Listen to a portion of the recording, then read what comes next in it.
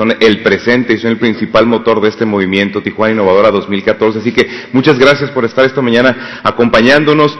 Y bueno, antes de entrar de lleno con nuestra agenda, quisiera aprovechar el momento para agradecer a nuestros patrocinadores su confianza, su apoyo para que Tijuana Innovadora 2014 sea una realidad. Gracias a Telnor, CDT Fidem, Coca-Cola, Gran Hotel Tijuana, Café de Volada, Smurfit Kappa, Uber, Injuve, 21º Ayuntamiento de Tijuana y Gobierno del Estado de Baja California. Asimismo, agradezco a los diferentes medios de comunicación por el valioso apoyo que nos han brindado, dando a conocer a la comunidad las actividades que se presentan en el marco de Tijuana Innovadora, que este año, además de las actividades en nuestra sede, comprende más de 200 conferencias, 50 talleres y alrededor de 30 eventos alternos. Gracias a Telemundo, Uniradio, Radio Latina, Televisa Tijuana, El Mexicano, Frontera, MBS, Radio Fórmula, Info Baja. Y bueno, permítanme recordarles que la dinámica para preguntas y respuestas es muy sencilla y la hemos ideado para que sea mucho más ágil y puedan llegar más preguntas a nuestros conferencistas o panelistas. La forma de hacernosla llegar es a través de la dirección de correo electrónico preguntas.ti@gmail.com, preguntas.ti@gmail.com. En un momento estará apareciendo aquí en la parte de arriba para recordárselas. Ustedes pueden hacernos llegar sus preguntas, inclusive si quieren desde ahorita. Nosotros se las daremos a conocer a nuestros panelistas o nuestros conferencistas y de esa forma todo será más rápido y habrá más tiempo para responder preguntas. Y ahora sí, vamos a continuar con nuestro programa donde tenemos preparadas conferencias de primer nivel aquí en Tijuana Innovadora 2014, un evento que cada año hace historia y que, por cierto, hoy en la noche cerrará la jornada con un sueño hecho realidad. Por segunda ocasión, la pasarela de Innova Moda en la explanada del Centro Cultural Tijuana. Ojalá que nos puedan acompañar. Esta mañana, nuestro primer segmento comienza con una charla entre dos grandes personajes del cine mexicano, dos jóvenes que han hecho historia con una película que obtuvo un éxito extraordinario y que sin duda le dio un gran giro a ambas carreras. Tenemos el día de hoy en este escenario al director y al protagonista de la película Nosotros los Nobles. Ellos vienen a compartirnos la gran historia detrás de este exitoso largometraje que yo creo que todos los que estamos aquí la vimos, la disfrutamos, nos reímos y nos divertimos con esta ingeniosa película. Voy a leer unas breves semblanzas de ambos, de los dos personajes que nos acompañarán el día de hoy. Primeramente, Gary Alasraqui. En 2001 se graduó de la Escuela de Cine y Televisión en la Universidad de California del Sur. Después de trabajar como asistente de producción para oficinas en los Estados Unidos, adquirió experiencia para decidirse a emprender su propio proyecto. En 2003 fundó Agave Shots Producciones y un año después realizó el cortometraje Volver.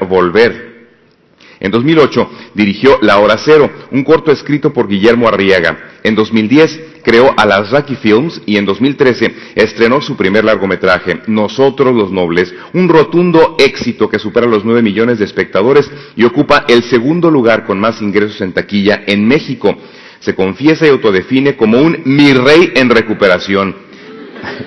Pues en tiempos de universitario era un chico preocupándose por ser el chavo más cool. Eso sí, desde siempre con un tremendo amor por el cine.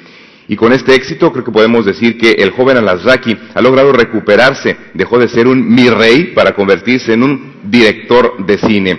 Por otro lado, tendremos con nosotros al protagonista de esta película taquillera, el actor Luis Gerardo Méndez. Es un joven actor mexicano que cuenta con un amplio currículum, tanto en teatro como en cine. Recibió gran reconocimiento por su interpretación en el reciente film Nosotros los Nobles, dirigida, como ya lo mencionaba, por Gary Alasraqui, película que sabemos que rompió récords taquilleros en el cine mexicano. Méndez es originario de Aguascalientes, pero llegó a la Ciudad de México en 2002 y con tan solo 20 años para cursar sus estudios en Casa Azul y comenzó a trabajar de manera inmediata, sobre todo en teatro. En cine ha trabajado ya en 20 películas, entre ellas, también lo vimos por ahí, Cantinflas, No sé si cortarme las venas o dejármelas largas y Nosotros los Nobles, que le ganó una nominación al Ariel como mejor actor. Actualmente, este versátil actor prepara un nuevo proyecto para Netflix y tiene varias películas en puerta. Luis Gerardo Méndez no se detiene y sigue forjando una carrera cada vez más sólida y llena de éxitos. Quiero que me ayuden todos ustedes a darles a estos dos jóvenes talentos del cine la bienvenida cálida que distingue a los tijuanenses. Bienvenidos Gary Alarraqui y Luis Gerardo Méndez.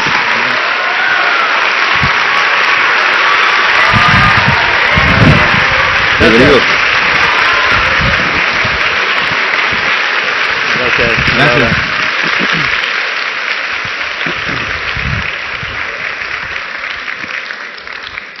Muchas gracias. ¿Se oye bien? Perfecto. Pues es un orgullo estar aquí con ustedes para poder platicar, especialmente en un foro de innovadores, considerando que nosotros nunca nos vimos a nosotros mismos como innovadores. Estábamos platicando Luis Gerardo y yo sobre ciertas cosas que nos influyeron en nuestra vida y coincidimos en una cosa, que es que pues nunca sales a tratar de ser innovador, más bien tratas de salir a sobrevivir, y en algún momento en ese curso acabas haciendo algo, ¿no? Pero hubo una cita que me encontré en un libro que se llamaba Perfiles de Genios cuando tenía como 19 años, donde estos cuates lo que habían dicho fue: no sales a tratar de innovar, sino tratas de salir a hacer algo que sientes que hace falta, que a ti te gustaría que existiera. Y Luis Gerardo y yo platicamos sobre eso un poco y sí concluimos que en gran medida ese fue el único motor que tenemos claro, y lo que queríamos es pues contarles un poquito de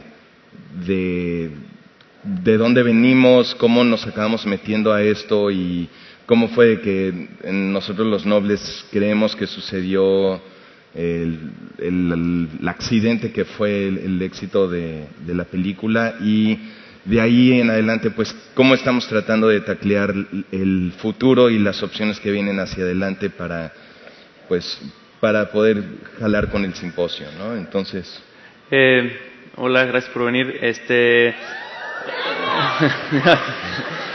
Como decía Gary, creo que también es importante que sepan un poquito de dónde somos y de dónde venimos y cómo es que ahora de pronto estamos acá. A mí siempre me parece importante empezar con esto porque a veces hay que desilusionarlos, pero yo no soy Javi Noble, no soy millonario, no tengo un jet privado, no me interesa hacer gasolineras VIP, y estoy hasta la madre de que me propongan franquicias estúpidas en todos lados, ¿no? Yo soy de Aguascalientes, yo vengo de una familia de doctores, de médicos. Todo el tiempo hubo como una presión muy importante por parte de mi familia de tener una carrera profesional, pues eso, más conservadora. Y desde muy niño yo siempre supe que quería dedicarme a algo relacionado con esta industria. No tenía claro si quería ser cantante o actor, conductor de televisión.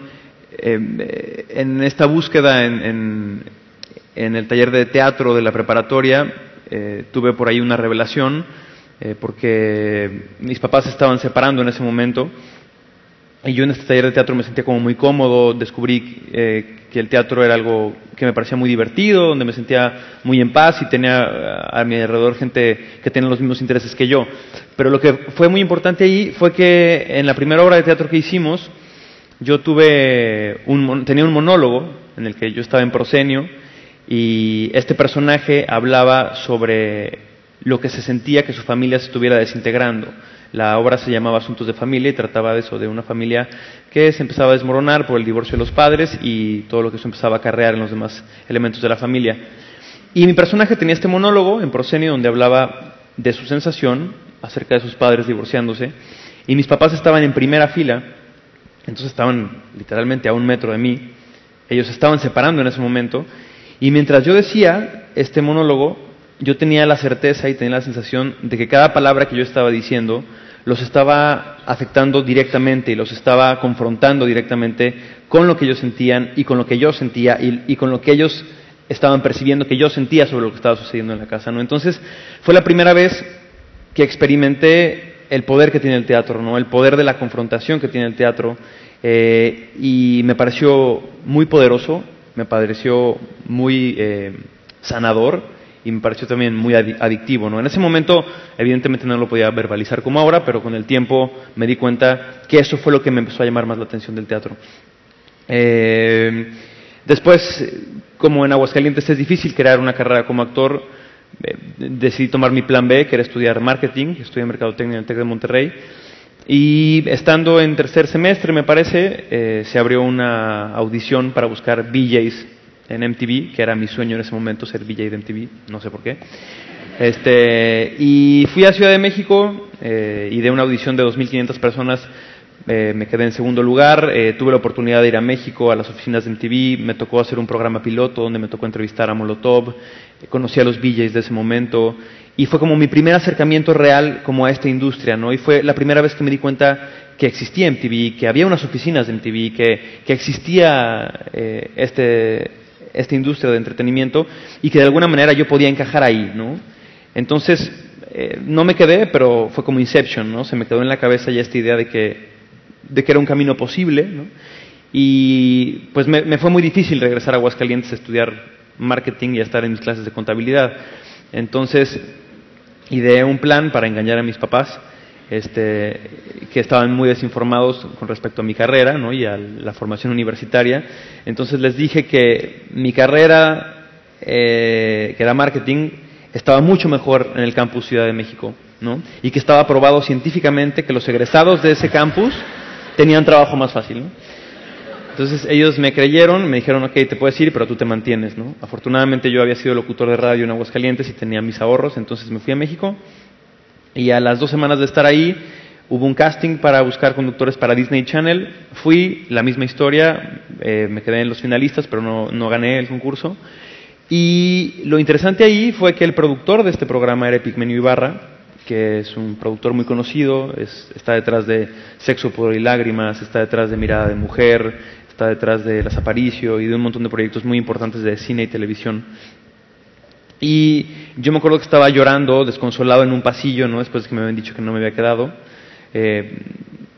Y él llegó y me abrazó y me dijo, Luis, tranquilo. Me dijo, tú conduces muy bien, pero yo te quiero ver actuar, ¿no? Entonces, él me dio una beca para estudiar en Casa Azul, que es la Escuela de Actuación de Argos. Entré a estudiar esta escuela y pues ahí empezó todo, ¿no?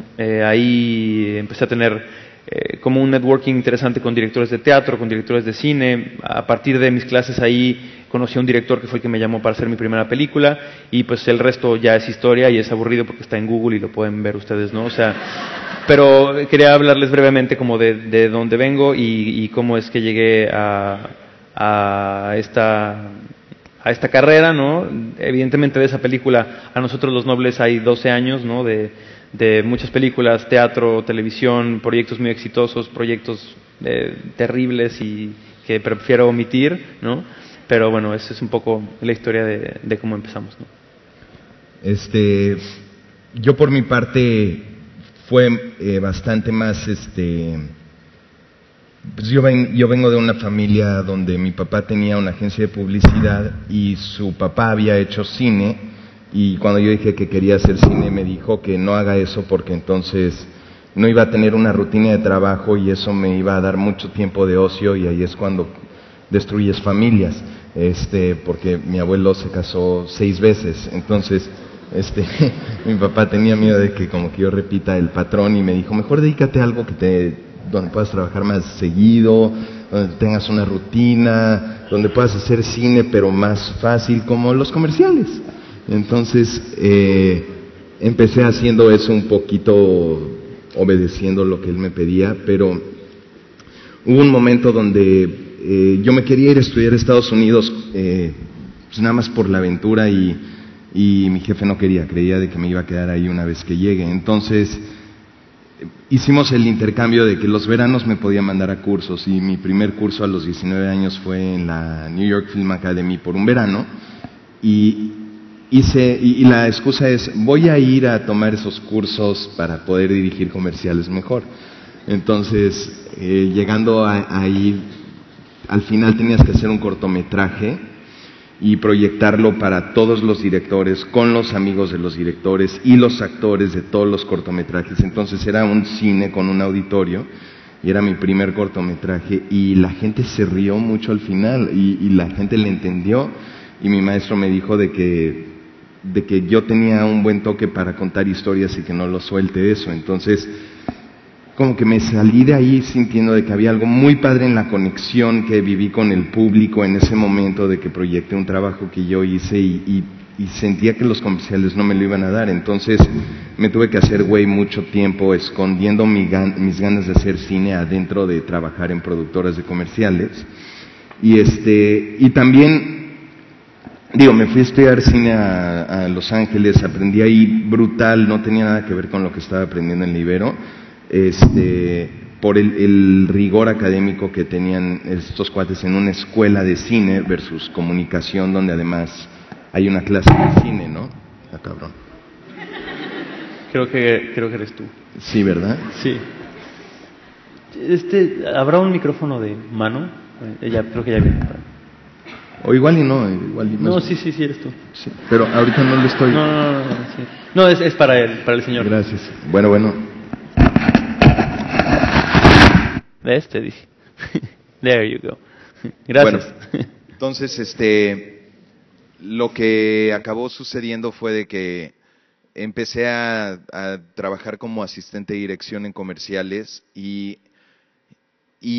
la idea era copiar la carrera de Iñárritu, que hizo muchos comerciales y con ese currículum pudo levantar dinero para Amores Perros y con eso se pudo ir a Hollywood. Mi idea era hacer lo mismo, ¿no?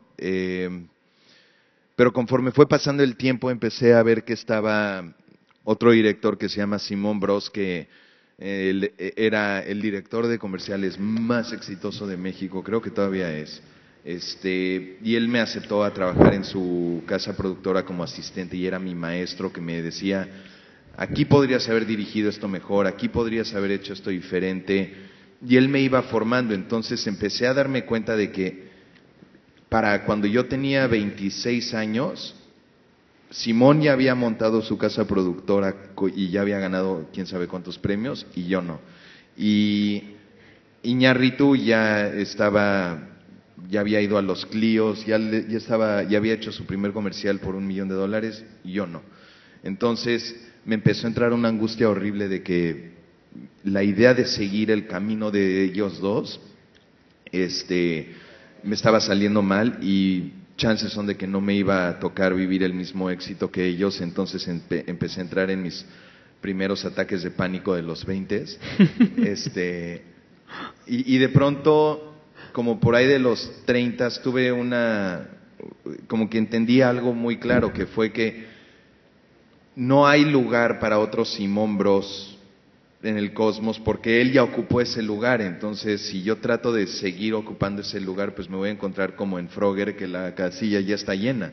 Entonces tengo que yo buscar mi propio lugar, y eso pues no sabía yo exactamente qué era. Entonces, pues llevaba 8 películas escritas y todas eran malas. Decidí finalmente como que darle mucho más enfoque y disciplina al 9º guión, que era Nosotros los Nobles, y coincidió con que además mi socio me divorció. Entonces ahora sí era, o me vuelvo a poner a buscar cómo seguir en los comerciales o ya me enfoco a hacer cine. Y creo que ahí es donde se desprendió mi propio camino, porque fue el más doloroso. O sea, estuve parándome a escribir en la casa solo durante 6 meses y mi chica era quien pagaba la cuenta, ¿no?, de los gastos, y vivíamos de mis ahorros. Entonces, en la medida en la que se estaba acabando ese dinero, pues ahora yo tenía que salir a buscar comerciales, pero ya no habían agencias de publicidad que me dieran chamba,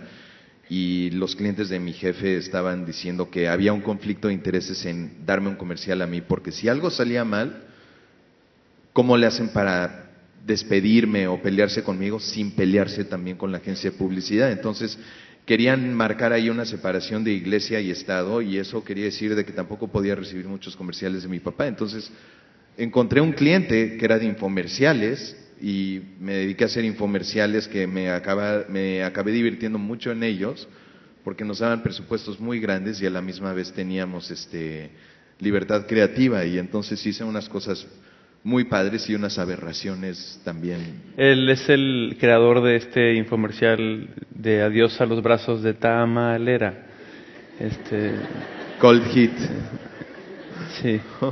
Entonces así es como como pues, fuimos avanzando, ¿no? Tú también habías mencionado que también tenías a unos modelos. Sí, me parece interesante lo que está diciendo Gary, porque creo que en ese sentido tenemos como la misma forma de trabajar en muchas áreas, ¿no? Yo siempre he tenido muy claro en la cabeza esta frase que me gusta mucho, que es don't follow a path, make your own one. O sea, no sigas un camino, haz el tuyo propio. Pero antes de llegar a esa reflexión, cuando yo empecé en esto, me pareció que era importante tener como Gary, ¿no? Como modelos, ¿no? Como gente que yo respete y que admire, que se dedica a lo mismo que yo, y que yo admire sus carreras, admire sus decisiones, porque al momento de yo tomar mis propias decisiones, estos modelos me van a hacer mucho más fácil tomar estas decisiones, ¿no? Por ejemplo, yo todo el tiempo pensaba, no sé, en Daniel Jiménez Cacho, por ejemplo, en Damián Alcázar, en Gael García, que son actores que yo respeto mucho y que tienen carreras bien interesantes. Entonces, cuando estás empezando, a mí me facilitaba mucho pensar, ¿qué haría Daniel Jiménez Cacho, ¿no? ¿O qué haría Gael? ¿Haría esta película o haría esta serie, ¿no? Y de alguna manera es muy útil, porque al principio, cuando estás construyendo tu propia identidad, me parece que es importante tener claro para dónde quieres ir. Y no quiere decir que vayas a seguir siempre los pasos de esta gente, pero sí a mí me ayudó mucho como para construir eso, qué formación tienen estos actores, ¿no? ¿A qué tipo de escuelas fueron? ¿Cuáles son sus extracciones? O sea, ¿cuánto tiempo hicieron teatro? ¿En qué momento saltaron a hacer cine? ¿Cuáles son también como los fundamentos éticos de las carreras de estos actores, ¿no? ¿Con qué tipo de productoras o televisoras se asocian o no se asocian? Y en base a tener como muy claros estos modelos, es mucho más fácil ir construyendo como el tipo de actor que quieres ser, ¿no? Evidentemente llega un punto en el que no puedes seguir siguiendo los pasos de esta gente por siempre, ¿no? Y uno tiene que aprender a volar solo, y en ese sentido a mí me ha pasado en un par de ocasiones. Si yo hubiera seguido pensando como Daniel Jiménez Cacho, probablemente no hubiera hecho Nosotros los Nobles, ¿no? Porque pues, no es el tipo de películas que de pronto hace él, o tampoco hubiera hecho Hoy no me puedo levantar, que es un musical que hice con canciones de Mecano, que fue uno de los primeros proyectos que me dio como una proyección importante, porque ninguno de los actores que yo tenía como modelos hacen musicales. Pero probablemente ellos no hacen musicales porque no saben cantar, ¿no? Entonces, uno tiene que aprender a ver cuáles son tus características y cuáles son tus fortalezas que te pueden hacer tener una carrera única. En ese sentido, también me parece que es muy importante, y creo que Gary también lo tiene muy claro, el saber qué vendo yo, ¿no? ¿Cuáles son las fortalezas y cuáles son las herramientas que tengo yo que nadie más tiene? Hace como 2 o 3 meses me tocó ir a Los Ángeles a una cita con los productores de Modern Family en ABC. Mi manager me consiguió esta cita, me dijo que era muy importante. Fui, Carla Souza, que es una gran amiga, que es la actriz que hace Barbie en Los Nobles también, estaba viviendo allá y me coachó antes de ir a mi entrevista para ser super shiny, super sharp, ¿no? Como le gusta a los gringos. Y llegué a mi cita con la gente de ABC, que era como llegar a este casting de American Idol, ¿no? Con una mesa de 10 personas y tú parado ahí en el centro. Y en realidad me fue bastante bien, platicamos, les conté un poco de lo que había hecho, se rieron mucho, no sé si conmigo o de mí, pero el punto es que yo sentí que fue una buena cita, ¿no? Y saliendo de la entrevista, se me cruzaron 2 tipos que también iban a esa entrevista, de 2 metros, barba cerrada perfectamente, pelirrojos, ojos azules, hipermamados los dos. Parecía que acababan de salir del set de 300, ¿no? Una cosa así. Entonces, yo los vi y dije, puta madre, o sea, ¿qué hago yo aquí? ¿no? O sea, ¿qué tengo que hacer yo con esta banda aquí? ¿no? Y en ese momento me cayó el 20 y tuve esta revelación de, pues claro, o sea, si la gente de ABC está buscando a un mexicano blanco de pelo chino cagado, ¿no? Pues no va a llamar a estos tipos, ¿no? Entonces, a partir de entender como qué es lo que vendes tú y cuáles son tus características, es mucho más fácil entender qué es lo que tienes que pulir y qué es lo que tienes que perfeccionar para ser el mejor en lo que tú haces, ¿no? Javier Barrera, que es un gran amigo que es de los dueños, de los directivos del Grupo Posadas, tiene esta forma de ver el concepto de áreas de oportunidad, ¿no? Que a mí me gusta mucho. Generalmente nos enseñan que las áreas de oportunidad pues son las áreas, ¿no? Las cosas en las que no somos tan buenos, ¿no? Por ejemplo, en la preparatoria o en la universidad, si no eres tan bueno en matemáticas, ¿no? En física, pues es donde te tienes que enfocar, ¿no? Porque esa es tu área de oportunidad. Javier lo ve de otra manera, y cuando yo escuché una conferencia que dio él, adopté absolutamente esta forma de pensar porque creo que es así. Él cree que las áreas de oportunidad es justo lo contrario, ¿no? Son las áreas en las que tú brillas, en las que tú eres bueno, y esas áreas, una vez que las identificas, hay que pulirlas para que no seas bueno, sino para que seas el mejor, ¿no? Y en ese momento eres un experto, ¿no? Un expertise en esa materia, y es lo que te va a permitir ir sumando escalones, ¿no? En mi caso lo vi muy claro desde la escuela de actuación, ¿no? A mí toda la cuestión corporal me cuesta mucho trabajo, ¿no? O sea, todo lo que era combate escénico y corporalidad, soy bastante torpe para eso. O sea, a la fecha no me puedo dar una marometa de carro, ¿no? Una marometa de pandita ni siquiera. Pero por otro lado, me di cuenta que yo tenía como una buena capacidad de observación, ¿no? Para crear personajes, tenía una facilidad como para conectar con emociones, como para hacer análisis intelectual de ciertos personajes, y me di cuenta que eso es donde yo iba a ser bueno, y eso es lo que tenía que trabajar. O sea, yo tengo muy claro que probablemente nunca sea un héroe de acción, ¿no? Pero tampoco me interesa. Y por eso me parece que es muy importante identificar cuáles son nuestras fortalezas y nuestras herramientas para pulirlas y para convertirnos en el mejor en esa área, ¿no? Sí, bien dicho. Gracias. Justamente a mí me tocó ver a Luis Gerardo en Hoy no me puedo levantar, y la primera vez que vi la obra de teatro, pues para empezar estaba súper bien hecha la obra de teatro, y además tenías los diálogos que para todos funcionaban, los personajes de todos estaban muy bien dibujados y Luis Gerardo estuvo genial en ella, pero como que sí vi de que, pues quién sabe si fue Luis Gerardo o que el director había hecho una pieza muy sólida desde el guión a la dirección y al casting. Entonces, como que se me quedó ahí en la mente, pero luego lo volví a ver no sé si cortarme las venas o dejarme las largas, y dije, este cuate tiene al público comiendo de la palma de su mano y es alguien con quien yo quiero trabajar a huevo.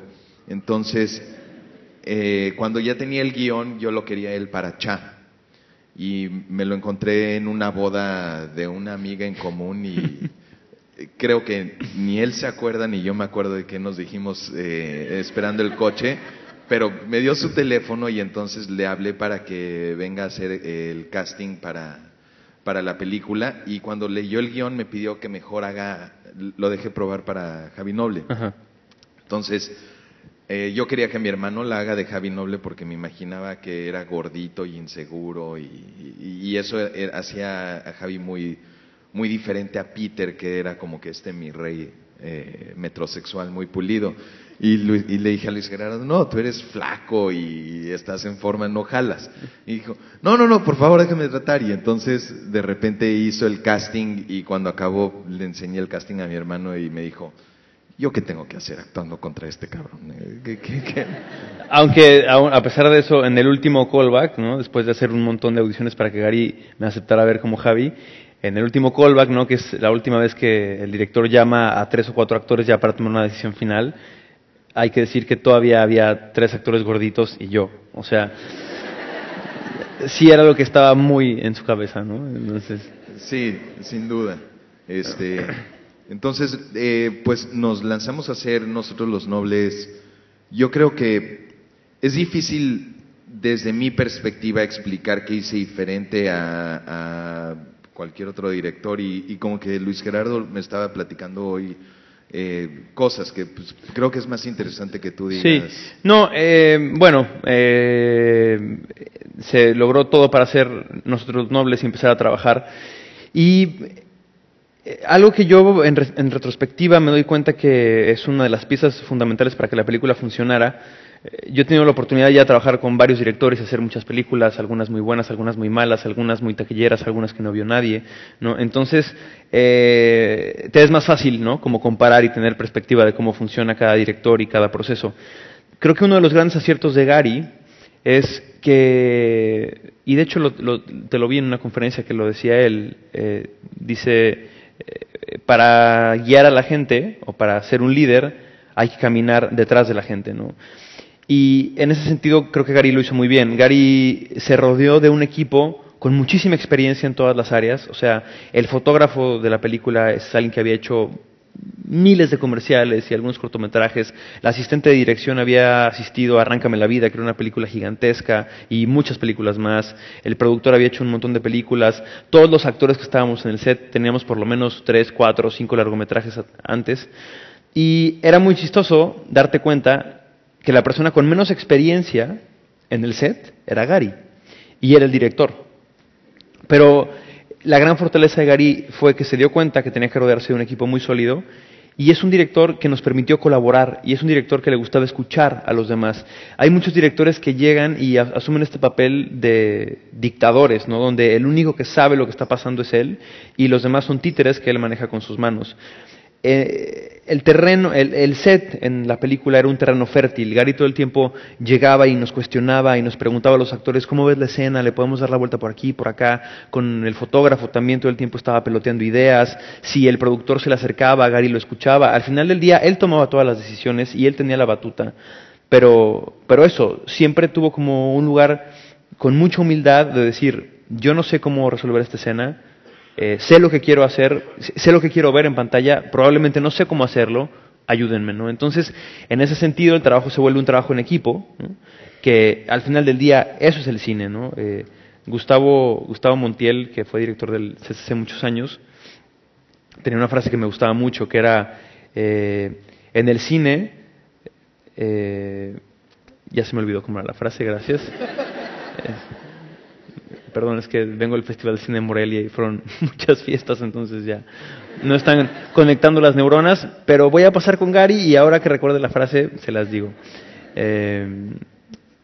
Entonces, cuando salimos a vender, nosotros los nobles, sabíamos que nos gustaba la película, disfrutábamos verla.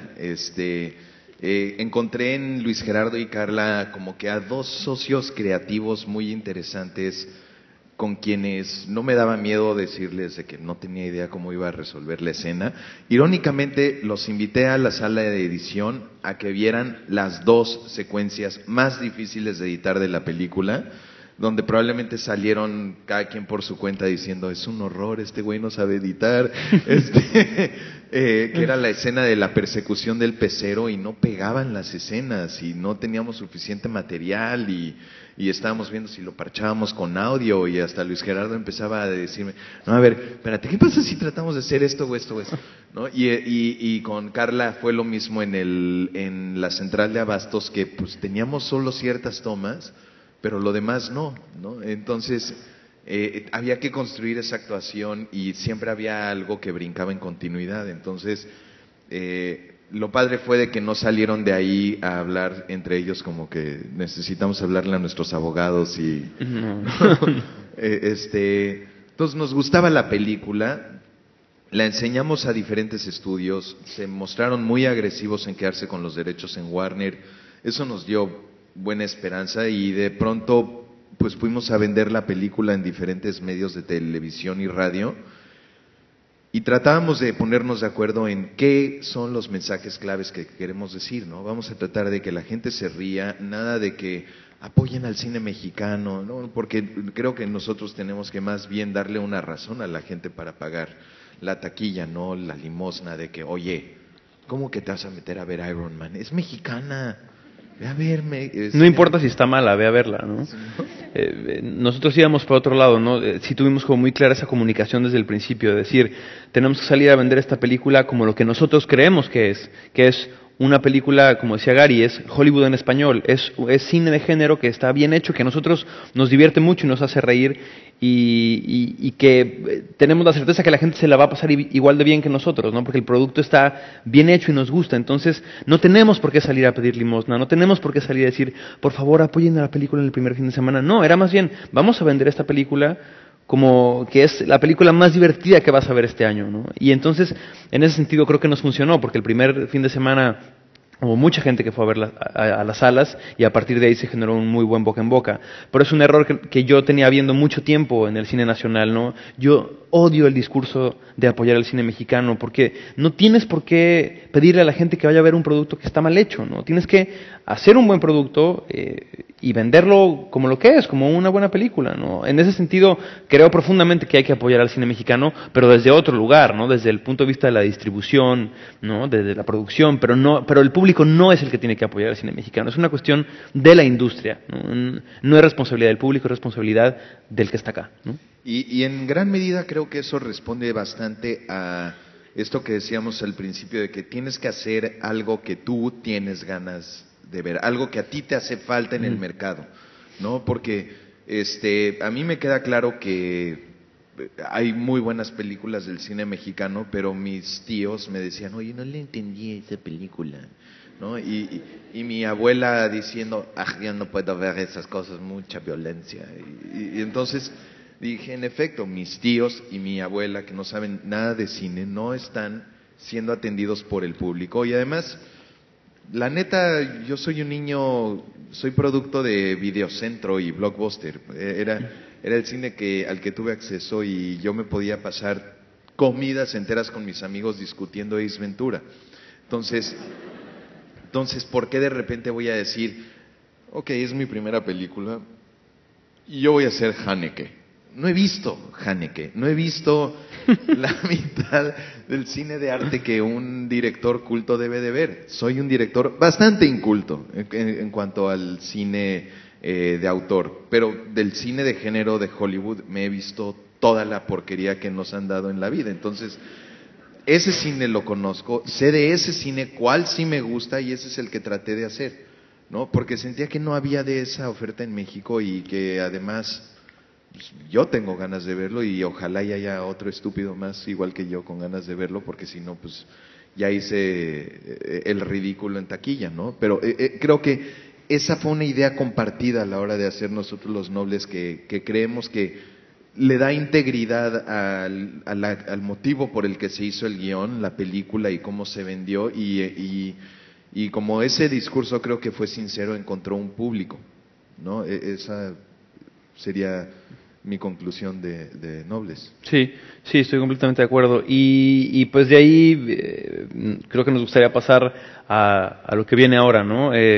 Cuando nos dijeron que el congreso se llamaba Tijuana Innovadora, nos entró esta cosa que decía Gary de que no sé si somos innovadores.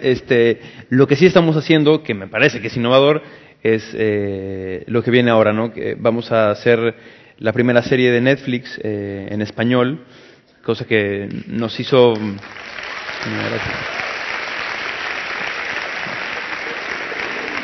Después de nosotros Los Nobles, estábamos como muy abrumados con el éxito, con lo que estaba pasando, teníamos como muchas propuestas y muchos ofrecimientos muy diversos, ¿no? Por todos lados, y no teníamos muy claro hacia dónde queríamos ir. La gente nos presionaba mucho, los productores también, para hacer la secuela, ¿no? Cuando una película tiene el éxito como el que tuvo Los Nobles, les decimos la 2, ¿no? Y en algún momento nos pareció que era una idea no tan descabellada. Creo que Gary puede platicar un poquito más sobre eso porque él es el director. Sí, definitivamente tenía ganas de continuar con este romance que tuvimos con el público y estuvimos buscando formas de poder contar esa siguiente parte. El problema es que Los Nobles fue concebida como una historia, pues como un cuento de cura, ya sabes, sermón de domingo. Había un papá muy rico que no pelaba a los hijos y y entonces los hijos eran unos juniors echados a perder y cuando les dio una lección todos se dieron cuenta que tenían su culpa y se volvieron una mejor familia. Ya no hay más de qué hablar, ¿no? Ahora, los personajes los adoramos. La caricatura al Mi Rey creo que fue algo súper importante de destapar y empezar a nosotros tener una conversación de quiénes somos, y Los Nobles empezó eso. Entonces la cuestión era que pues no encontrábamos cómo hacer esa siguiente parte.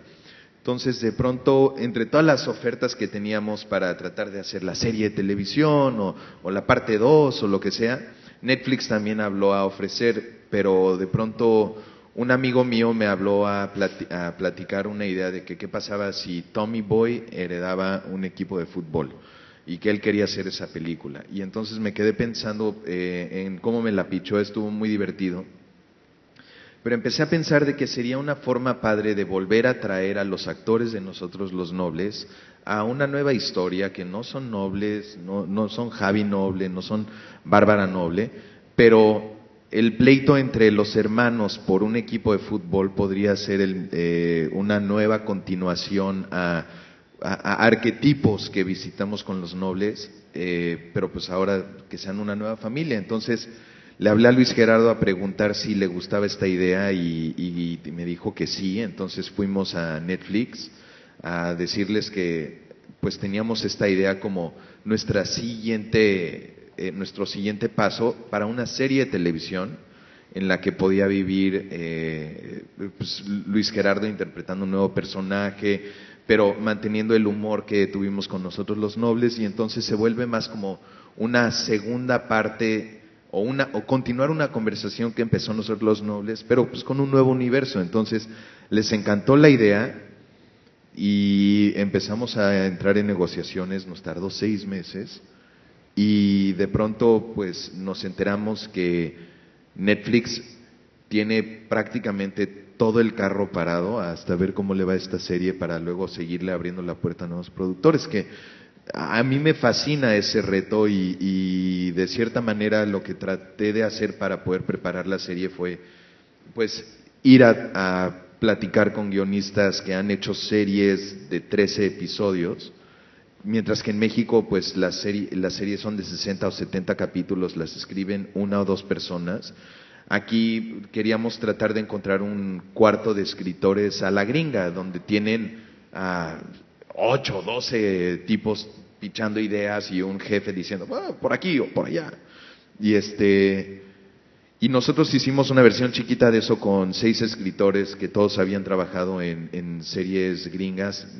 Son gringos, no conocían México, vinieron al DF, estuvieron en Pachuca, estuvimos con Luis Gerardo, conocieron a Luis Gerardo más a fondo. Él empezó a leer lo que estábamos escribiendo, vino a Los Ángeles para platicar con nosotros más, y entonces ahora pues este socio que se ha vuelto Huicho ya es como algo que se está extendiendo a otras partes de la vida, ¿no?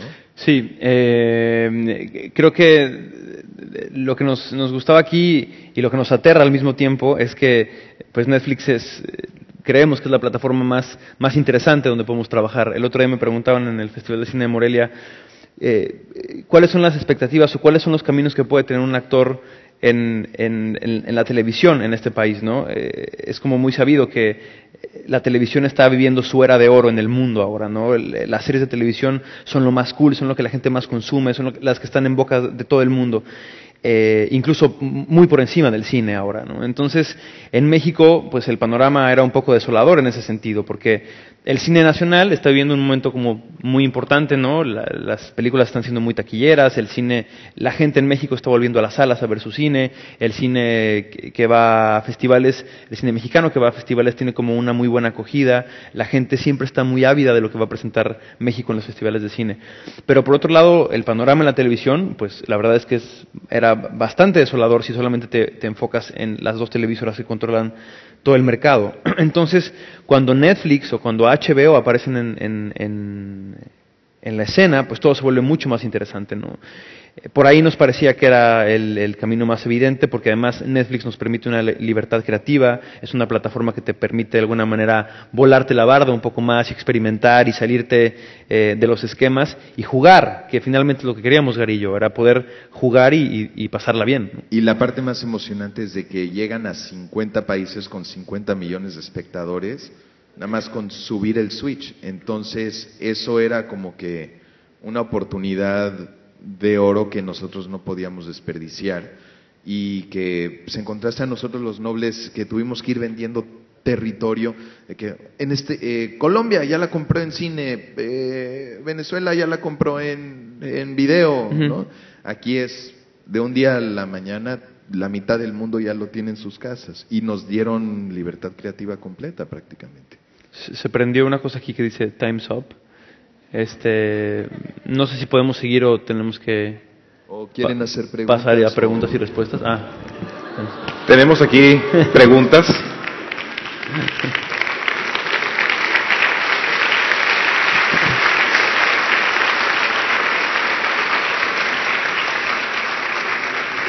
Le recordamos que nuestro sistema de preguntas y respuestas es a través de la dirección de correo electrónico preguntas.ti@gmail.com. ¿Cuáles serán tus próximos proyectos y qué piensas sobre este evento de Tijuana Innovadora? Esta es para ti. Y para Gary Arazo, ¿tienes planes para una nueva película? Bueno, pues los planes ya los contestamos, ¿no? Es la serie de Netflix que empezamos a filmar en 5 o 6 semanas. Va a tener locaciones en México y en algunas otras ciudades del interior.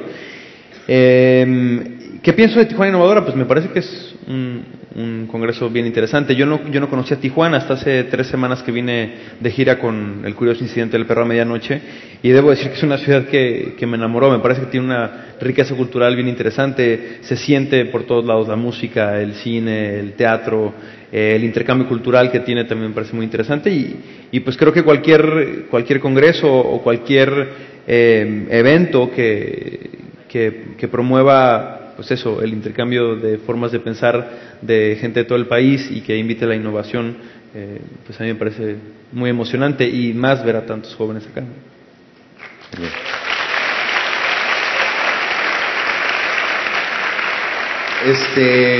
Justamente hace 2 viernes nos enteramos que salió aprobada nuestra siguiente película, que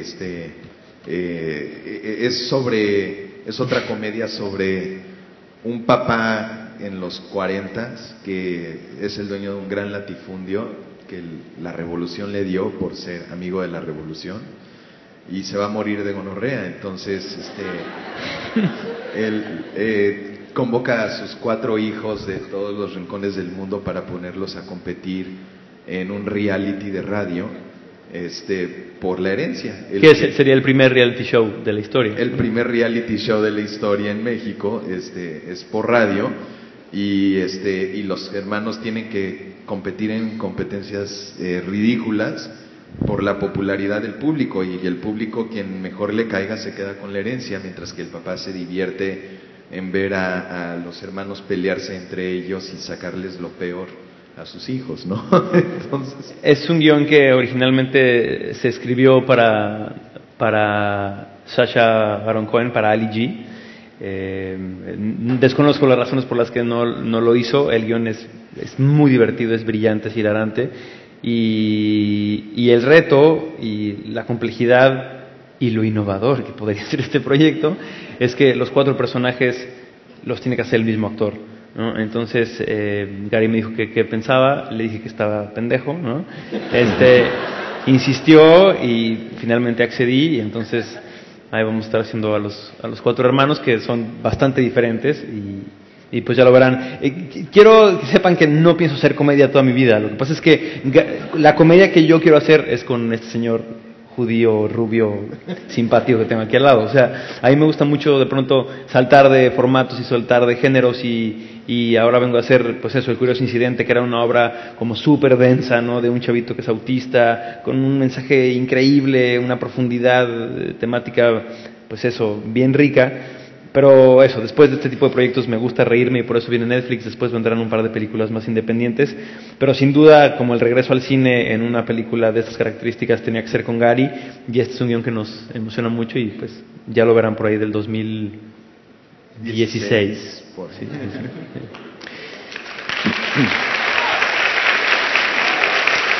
Luis Gerardo, hay varias preguntas sobre este tema para ti, así que lo reduciré a una sola, para quienes hicieron esta misma pregunta. ¿Qué harás para quitarte tu segundo nombre, Javi? ¿Te molesta? ¿No tienes miedo que se vuelva una letra escarlata? Mira, lo que ha pasado con Javi es algo que me había pasado antes, justo con Hoy No Me Puedo Levantar, con el personaje que se llamaba Colate. Lo que pasa es que con Los Nobles fue a un nivel mucho más masivo. Una de las mejores cosas que te puede pasar como actor es que tu personaje se vuelva memorable, ¿no? Y que se vuelva parte de la cultura popular. De pronto eso, meterte a Instagram y a Facebook y ver mi cara en todos lados con los memes que hacen, al principio es muy divertido, y luego se vuelve muy preocupante, ¿no? Porque es así de madres, o sea, la gente ya jura que yo me llamo así. Y sí, de cada 10 personas que me paran en la calle, hay 3 que me dicen Javi y 7 que me dicen Luis Gerardo, ¿no? Claro que hay que pensar cómo hacer esto, ¿no? Y la manera pues que a mí me parece la correcta es buscar hacer personajes que sean diametralmente opuestos, ¿no? Como pues eso, ahora hice un chavito que tiene síndrome de Asperger, hacer Cantinflas donde el personaje es un ruso, o sea que la gente vea otro tipo de caras, y hay que ser como muy riguroso con ciertas cosas también, ¿no? Que son muy tentadoras pero que son muy peligrosas. Después de Los Nobles vinieron muchos ofrecimientos de muchas marcas, ¿no? Para hacer campañas, ahora soy imagen de Nextel y de Pepsi, por ejemplo, pero antes de cerrar estas campañas hubo muchas otras marcas que se me acercaron buscando a Javi Noble, ¿no? Y querían que en su comercial apareciera Javi Noble, ¿no? Y ofrecían muchos billetes por Javi Noble, y es muy difícil decir que no a tanto dinero, pero de pronto hay que hacerlo, ¿no? Porque es importante saber que hay sacrificios que tienes que hacer para lograr lo que quieres. Y en ese sentido, lo platiqué con Gary varias veces, seguir con el personaje, que era lo más fácil, ¿no? Y que era lo más... ¿cuál es la palabra? Cuando recuperas el dinero que quieres. Exacto, lo más rentable era seguir con Javi Noble, pero a la larga era una decisión un poco inteligente, ¿no? Entonces, Javi es un personaje que quiero muchísimo y que le tengo mucho cariño, pero que hay que dejar pasar y que hay que guardar y dejarlo atrás, ¿no? Bien, gracias. Gary, ¿qué directores han sido tu influencia? Tengo una lista como de 20. Hay un lado de mí que le encantan los thrillers y David Fincher fue como una influencia fuertísima en mi vida, pero luego Woody Allen y Wes Anderson y los hermanos Coen son tres que hacen comedia increíble.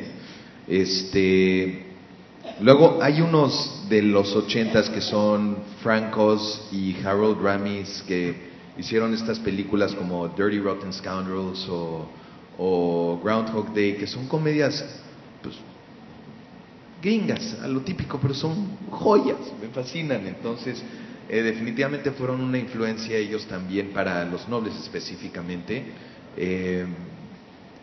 Luego, pues, Stanley Kubrick sin duda es alguien que me fascina. A Cuarón lo volteo a ver todo el tiempo como un modelo a seguir porque me gustó cómo trabajó para hacer cine desde adentro de los estudios con su propia voz, y eso es algo que me gusta mucho. Alexander Payne, Jason Reitman son dos directores de comedia independiente que es como que justo donde más me gusta ubicarme. Y luego hay un director de dramas masculinos muy intensos que es ¿cómo se llama? Michael Mann. Y él pues tiene una de mis películas favoritas que es The Insider, como un thriller político corporativo espectacular en contra de la industria de tabaco. Y finalmente pues el que más vuelve a aparecer en mi radar es Martin Scorsese, ¿no? O sea, este viejo sigue sacando peliculón tras peliculón tras peliculón, sigue vigente con la tecnología, se reinventa, increíble. Se nos ha terminado el tiempo, pero esta pregunta es bastante buena y hay que hacerla. ¿Qué le falta al cine mexicano para hacer películas taquilleras? ¿Falta financiamiento, falta talento o qué es lo que falta? En mi opinión, falta una escuela que no satanice el cine de género y que se rompa un discurso de que o haces cine de autor o haces cine de masas, porque la realidad es que en el resto del mundo no existe esa división. Existe si haces cine que conectó o que no conectó, y creo que en México sigue como que este muro de Berlín entre elegir si eres un vendido al sistema de Hollywood que trata el cine como un producto más, o si vas a de verdad darle su lugar al arte y a los valores de tu expresión propia. Y como que yo no creo que están peleados ni una con la otra, creo que se pueden juntar, ¿no? Y en la medida en la que más gente entienda que eso es una realidad y que inclusive nuestros críticos de cine mexicanos están abiertos a recibir ese cine y en varios festivales están dispuestos a recibir ese cine, creo que más realizadores van a darse cuenta que no están sacrificando una voz personal por encontrar cómo decir lo que quieren decir de una forma que de hecho tome en cuenta al público y que se preocupen por qué conexión quieren formar con ellos, ¿no? Bien. No, estoy completamente de acuerdo con Gary. A mí lo que me parece importante es como también voltear hacia arriba, ¿no? Voltear hacia el norte. En Estados Unidos hay un público muy grande de latinos que están esperando ver películas que les hablen a ellos, ¿no? Y en ese sentido creo que el potencial que existe ahí es muy muy grande, ¿no? Y los ejemplos están muy claros, ¿no? La película de Eugenio Derbez o los números que hizo Cantinflas en Estados Unidos pues son como muy alentadores. Creo que también es importante como empezar a ver ese mercado gigantesco que hay en Estados Unidos, que está ávido de historias de su país, ¿no? Y de sus raíces. No necesariamente estoy hablando de la gente de segunda o tercera generación que ya son prácticamente americanos, sino de toda la gente que está ahí y que tiene una extracción de este país y que está ávida de ver esas historias, ¿no? Creo que también me parece importante voltear para allá y no sé, también un poco lo que dice Gary, ¿no? Como pensar en un punto medio. Me tocó en el Festival de Morelia ver una película que se llama Relatos Salvajes, que es la película argentina que está representando a Argentina en los premios Oscar, y es como un gran punto medio entre esta película que le habla a todo el público y que tiene una factura impresionante y que es absolutamente comercial, pero que tiene un montón de propuestas no solo de la puesta en cámara, de la edición, del tono de los actores, sino de la tesis, de lo que habla esta película. Esta película habla de la corrupción y habla de las partes más oscuras del ser humano, pero no las habla desde el punto de vista obvio, ¿no? No habla de la corrupción como generalmente se hace en el cine nacional, ¿no? Poniendo como ejemplos o utilizando los temas del narcotráfico o estas cosas que ya hemos visto por todos lados, sino que para ellos hablar de la corrupción es tan fácil como contar la historia de un hombre que la grúa se lleva su coche, ¿no? Cuando estaba en un lugar donde era permitido estar estacionado. Y a partir de una historia y una anécdota tan sencilla, te tocan este tema de una manera muy dolorosa, ¿no? Y entonces creo que hay otras formas de contar las historias, y hay otros temas que hablan de las mismas emociones, ¿no? Entonces ahí es donde creo que hay que explorar un poco más, ¿no? Tratar de ser menos obvios y buscar cosas más únicas, más particulares que sigan hablando de los mismos temas, ¿no? Bien. Gary Larraqui, Luis Gerardo Méndez, en Tijuana Innovadora 2014. Las preguntas que no alcanzamos a hacer se las haremos llegar para ver si nos hacen el favor de responderlas a través de la página de tijuanainnovadora.com. Tenemos reconocimientos para ellos porque de verdad ha sido un privilegio tenerlos con nosotros. Gracias. Sube don José Galicot, presidente de Tijuana Innovadora, también el ingeniero González Luna también viene, vicepresidente de Tijuana Innovadora, y Susana Orozco, encargada de Relaciones Públicas de Tijuana Innovadora, van a entregar este reconocimiento. ¿Están contentos, verdad, de tener aquí a los caballeros, actores, directores? Padrísimo. Bueno, les voy a contar una cosa. La fuerza de nuestro Tijuana Innovadora es los voluntarios. Tenemos más de 800 voluntarios. Y entonces ayer con una junta de los voluntarios me dijeron, oye, es que queremos tomarnos una foto con Gary y con Javi.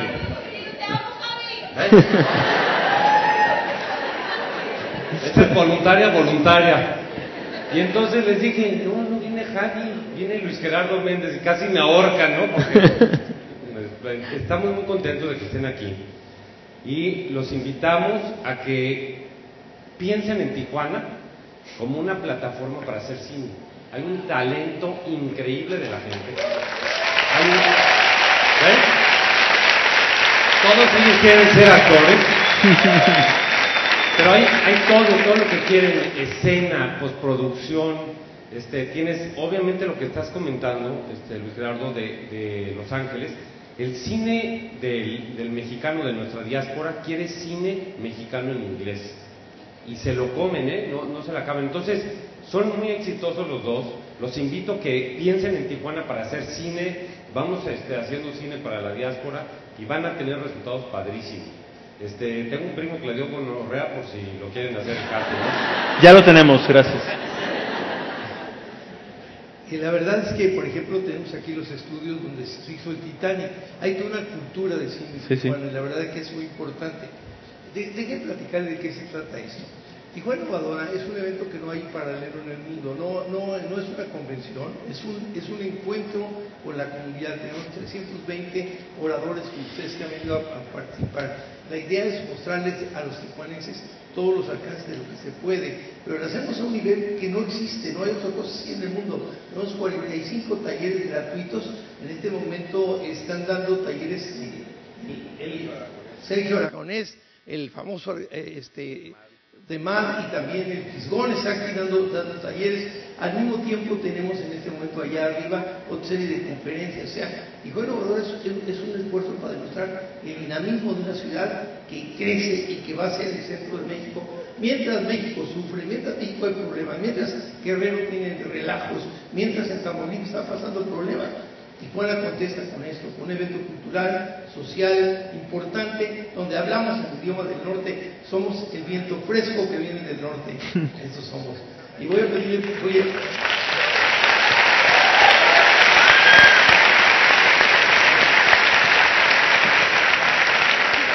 cuando entrevisté estaba en México tratando de que nos hiciera el favor de venir, acaba de ser papá y hay una cara de felicidad como la que veo ahorita, qué bárbaro. Otra cosa importante, Carlos Aldarraqui, su papá, estuvo aquí en el evento pasado y nos acompañó, generosísimo y caballero como es.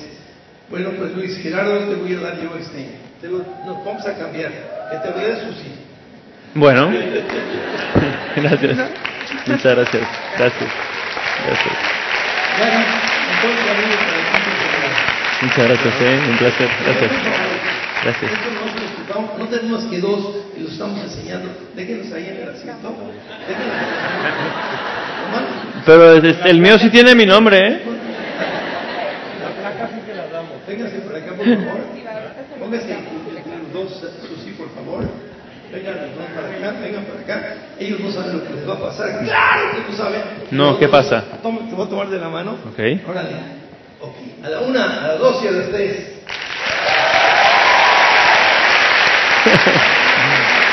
Gracias. Muchas gracias. Gracias, muchas gracias, un placer, muchas gracias. Amigos, un placer, muchas gracias. Claro que de casi 14 días.